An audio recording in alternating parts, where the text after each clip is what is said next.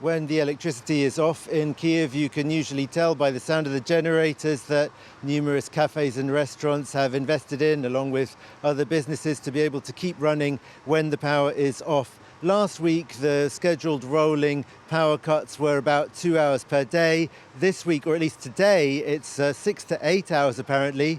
On the internet, you can check. The power company has a sort of infographic, depending on your address, telling you yes, no, or maybe will there be electricity. These rolling power cuts are in part designed to allow for repairs on the grid, but clearly it's because the situation is critical. On Saturday, there's been even further damage to an already very, very severely damaged electricity infrastructure in Ukraine. Everybody is, of course, afraid of what's going to happen in winter when demand for electricity is so much higher, and some people's heating also depends on the electricity supply.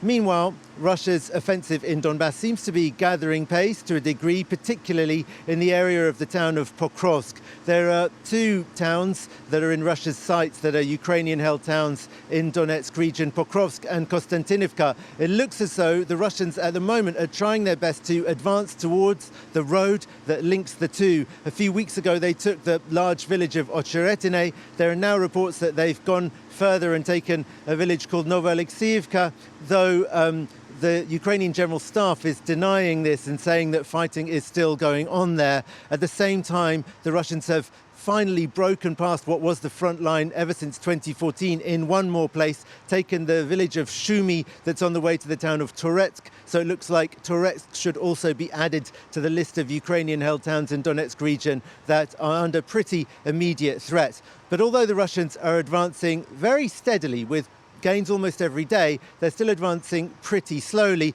On the radio this morning, I heard a military expert saying that even though they're only 7 kilometers away from this key road between Konstantinivka and Pokrovsk, it would take them 2 months to get there at the current rate of progress.